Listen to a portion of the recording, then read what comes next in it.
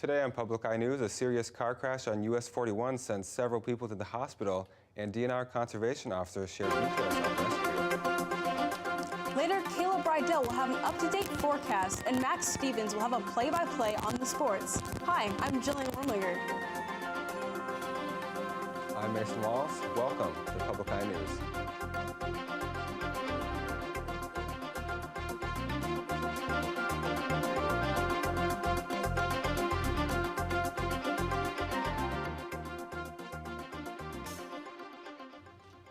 Several people were hospitalized after a two-vehicle crash occurred in Negaunee Township late Monday morning.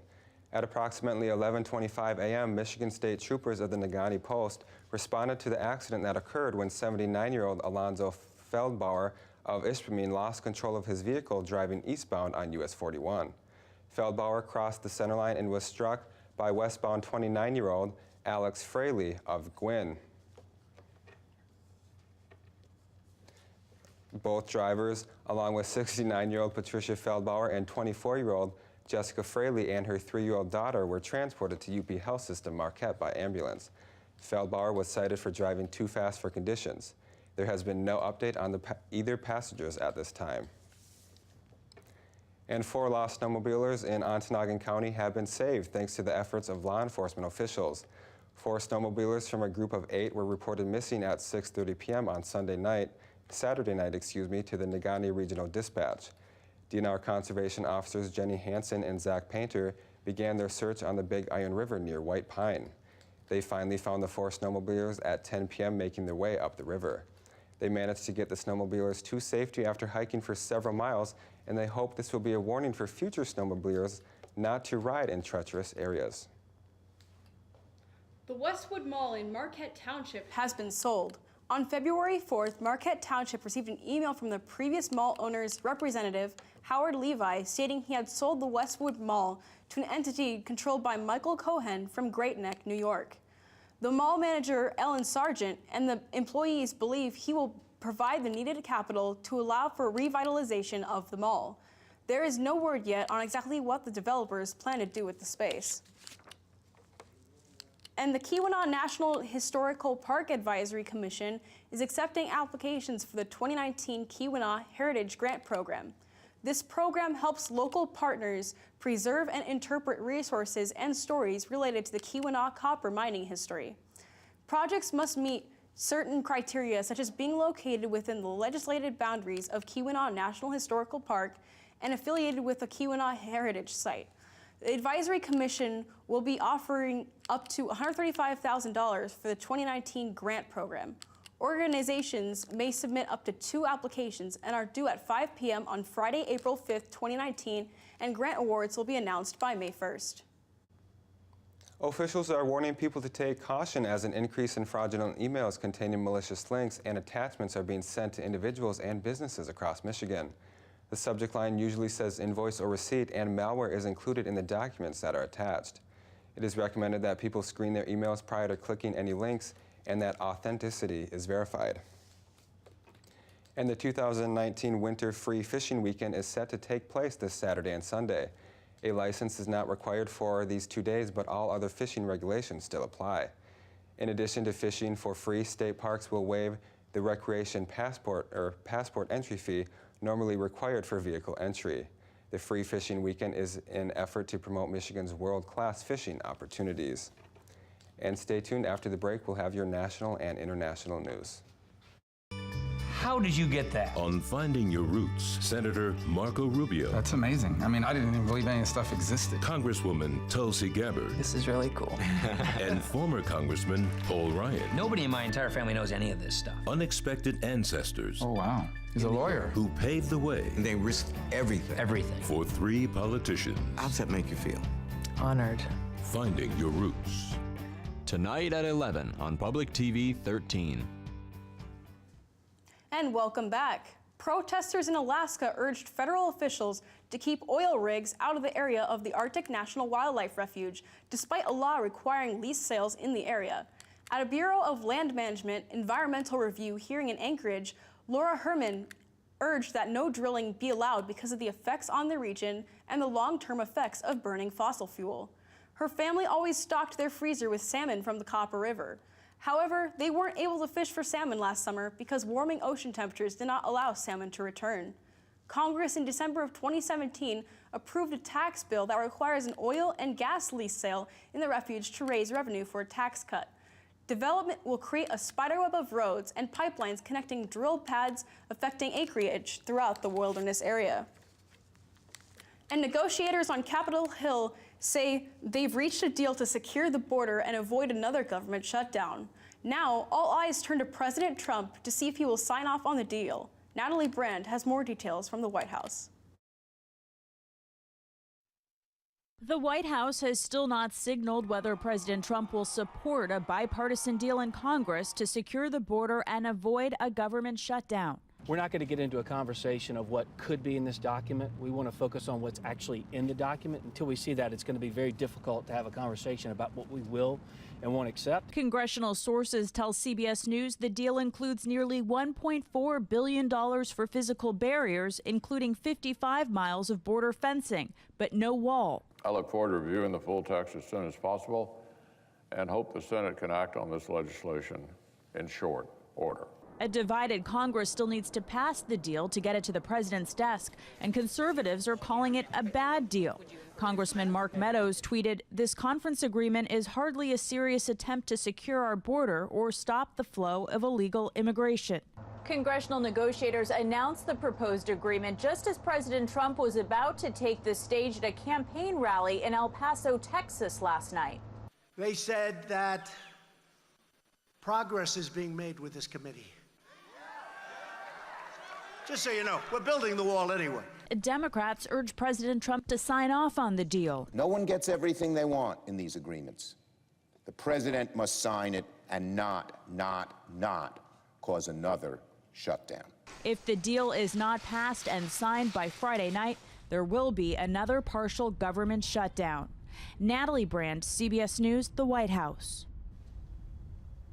Congressional negotiators say they have reached an agreement to fund the government and avoid another shutdown. At a rally last night in El Paso, Texas, President Trump said he heard progress was being made on reaching a deal, but stopped short of offering his support to any agreement. Major Garrett is at the White House. Walls save tremendous numbers of lives.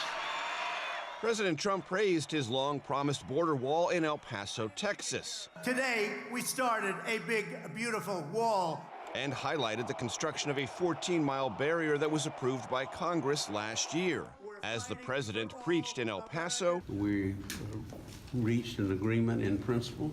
Republican negotiators in Congress agreed to far less in border wall funding.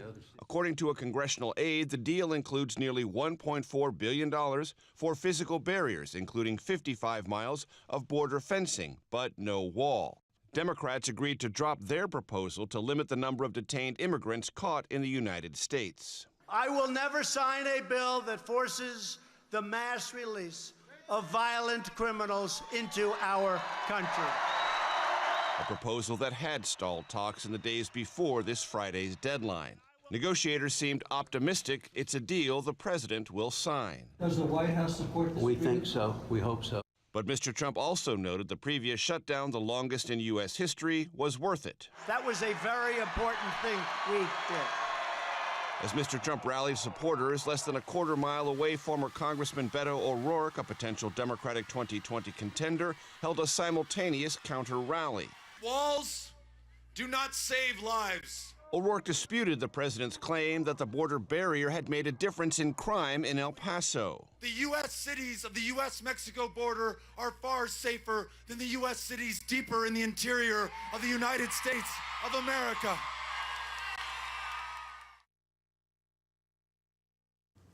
And after this break, we'll be back with your weather and sports. Stay tuned. Look for the annual Movies for Grown-Ups Awards, honoring movies that matter, that speak to the 50-plus audience about family ties, love, friendship, and more. How to live. Join this year's Career Achievement Award winner, Shirley MacLaine. Thank you very much. And your host, Martin Short, when the star-studded Movies for Grown-Ups Awards with AARP The Magazine comes to great performances. Friday night at 9 after Off the Record.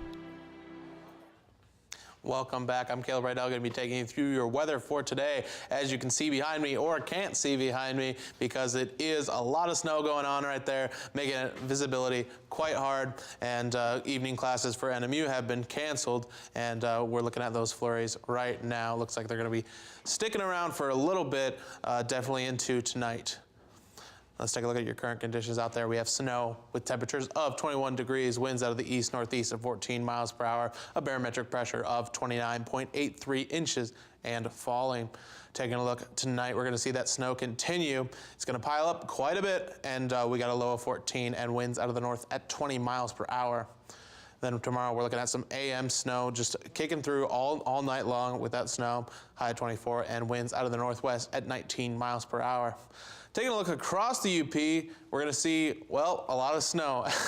We're going to start over in Sault Ste. Marie with 19 degrees, 19 in Manistique, 18 in Escanaba, 20 in Menominee. Take a look at the western half of the UP, 17 in Iron Mountain, Ironwood with 22 of the Keweenaw and Houghton with the only clouds that we can see and no snow, but they're going to be hit with snow a little bit later tonight. They have 24 degrees. Up here in Marquette, we have 21 and some snow. Let's take a look at your week ahead. Now on Thursday, we're looking at a high of 30 and a low of 17 and some snow. Friday with a high of 20 and a low of 11 and some clouds out there. Saturday, a high of 19, a low of 11 and some AM clouds. Well, Max, we got a lot of switching around here, and I hear with the snow and stuff, I hear we have another sports story about switching around. We got the next Deion Sanders in the making right here, Caleb. 2018 Heisman Trophy winner and the 9th overall pick in last year's MLB draft, Kyler Murray has declared that he is fully committed to being an NFL quarterback moving forward. Murray made the announcement on his Twitter account yesterday, 4 days before he was scheduled to report to spring training with the Oakland Athletics. Murray did not mention the Athletics or baseball at all in his statement and will have to return $1.25 million of the $1.5 million signing bonus he received last year. He also forfeits the remaining $3.16 million he was due on March 1st. ESPN draft experts Mel Kiper and Todd McShay both project Murray to be a high to mid first round draft pick. Currently, McShay has Murray going 13th overall to the Miami Dolphins. Murray has the potential to become the first person to ever be selected in the first round of both the MLB and NFL drafts. And Russell Westbrook broke his tie with Wilt Chamberlain for the NBA record of most consecutive games with a triple-double in last night's win over the Portland Trail Blazers.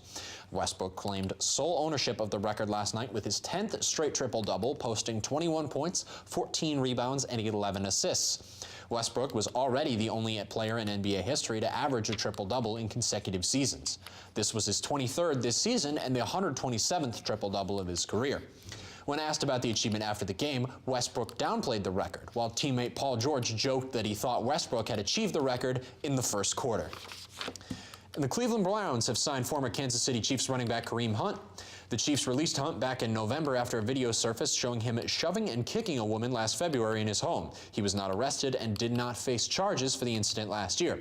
The NFL had placed Hunt on the commissioner's exempt list shortly before he was released by the Chiefs. He will not be eligible to play until the NFL completes its investigation and decides whether or not they will discipline Hunt. Browns general manager John Dorsey was GM of the Chiefs in 2017 when they drafted Hunt and stated during Browns media availability yesterday he believes Hunt deserves a second chance. And Pittsburgh Steelers wide receiver Antonio Brown has officially requested a trade, sources tell ESPN's Adam Schefter. News of the official trade request breaks after the star receiver tweeted out a thank you and farewell to the Steelers and Steeler fans. Brown has been the subject of widespread speculation after he didn't report to work the day before the season finale against the Cincinnati Bengals, and this is the icing on the cake to a dramatic failure of a season, and that's all the time we have for today. Thank you very much for joining us on Public Eye News, and we'll see you all tomorrow.